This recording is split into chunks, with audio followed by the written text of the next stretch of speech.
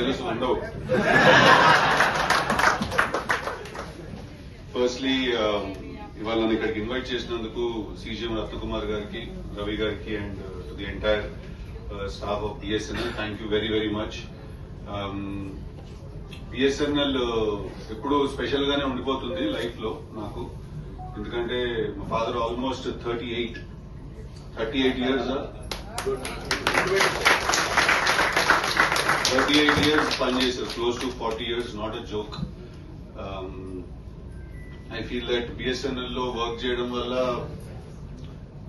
అలాగే ప్యారలీ మా మామ్ కూడా ఆల్ ఇండియా రేడియో ఏఆర్ లో వర్క్ చేయడం వల్ల మాకు యాజ్ అ ఫ్యామిలీ సొసైటీలో చాలా రెస్పెక్ట్ అండ్ డిగ్నిటీ ఉండేది.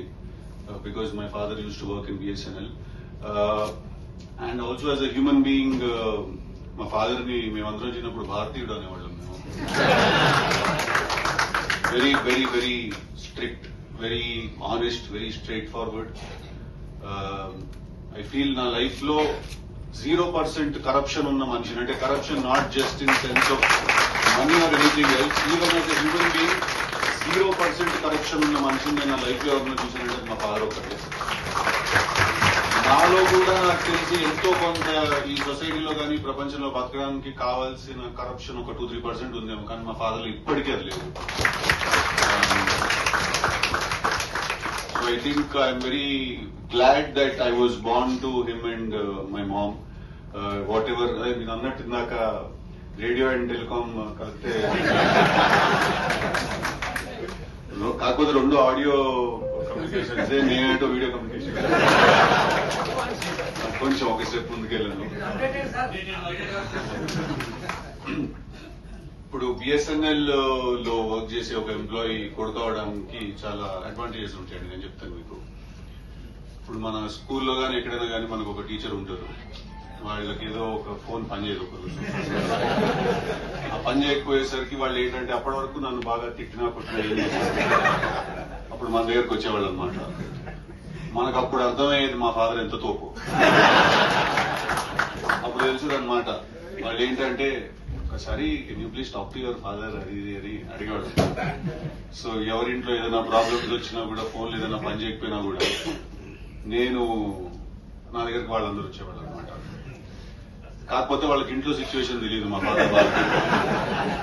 డాడీ ఇట్లా ఒక చిన్నది ఏదో ఉంది అంటే, అకార్డింగ్ టు రూల్స్ వాళ్ళు అప్లై చేస్తే చెప్పేవాళ్ళు. ఎక్కడో అక్కడ ఎంతో కొంత పాపం నా కోసం చాలా రేర్ గా బెండ్ చేసేవాళ్ళు అనమాట. అది కూడా అస్సలు ఇష్టం లేకుండా చేసేవాళ్ళు. ఫేవర్స్ చేయడం కానీ ఫేవరెటిజం కానీ ఉండేది కాదు. ఒకసారి ఇలాగే మా కాలేజ్ లో చదువుకుంటున్నప్పుడు మా హెచ్ఓడి ఉండేవాళ్ళు, ఆయనకి ఇలాగే ఏదో ఒక బిఎస్ఎన్ఎల్ లో ఫ్యాన్సీ నంబర్ కావాలని అడిగారు. ఇంకా మీరు చూసుకోండి. దానికి నేను మా నాన్న కాళ్ళ వేళ పడి just direct him to the right person. ఎవరైతే చేయగలుగుతారో పని వాళ్ళ వైపు డైరెక్ట్ చేయండి అంటే father gave him some contact. And ఆయన అతన్ని కలిసేసి వచ్చాక కాలేజ్ కి తిరిగి వచ్చి చెప్తున్నాడు, ఏంటి సిద్ధు మీ ఫాదర్ అంటే అందరూ అంత భయపడుతున్నారు.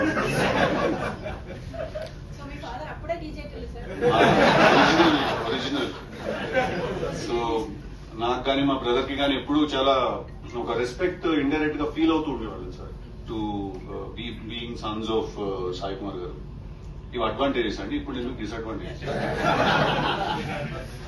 నేను నాకు తెలిసి 7th క్లాస్ లో ఉన్నాను కూడా. అప్పుడు నా బెస్ట్ ఫ్రెండ్ ఉండేవాడు ప్రసాద్ అని, వాడు అమీర్పేటలో ఉండేవాడు. ఓకే, మేము చిలుకలు కూడా దగ్గర ఉండేవాళ్ళం.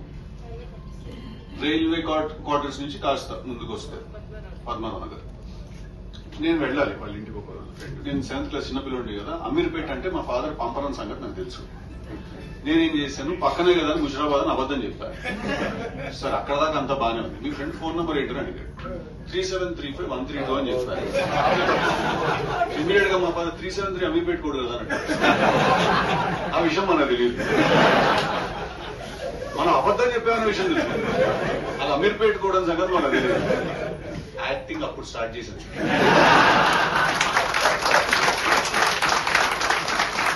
అవునా, అమీర్పేట అదేంటి వాడు ముషిరాబాద్ అని చెప్పాడే అంటే మా డాడీ బిడ్డ చాలా చూసాం కూర్చోవాలి.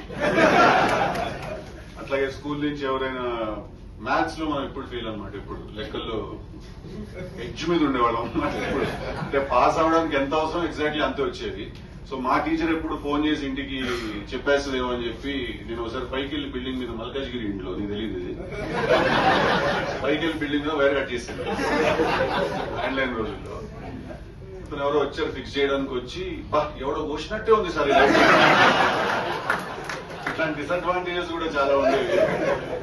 But I think on a more serious note I feel that మా ఫాదర్ ఒక 38 years కెరియర్ లో మా ఫాదర్ కున్న డిసిప్లిన్ గానీ ఆనెస్టీ గానీ అవన్నీ కూడా ఎక్కడో నేను ఇంబైబ్ చేసుకున్నాను through his genes. So thank you for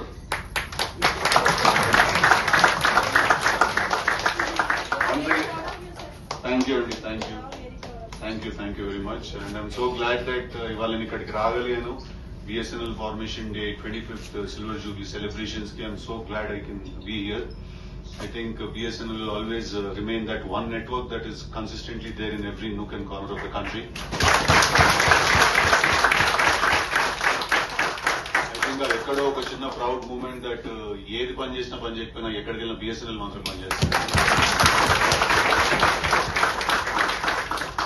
Consistently concentrating on substance and how to provide a great network and first connection and communication to the entire country. And I think Father Chepnattu, Narendra Modi garu also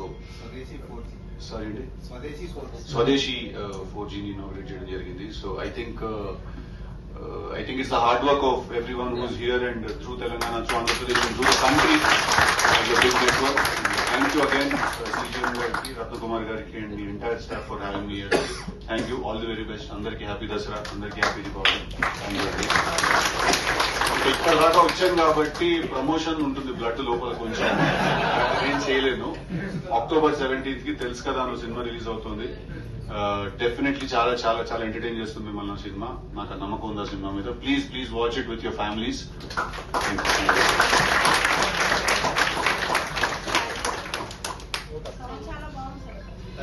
Thank you for your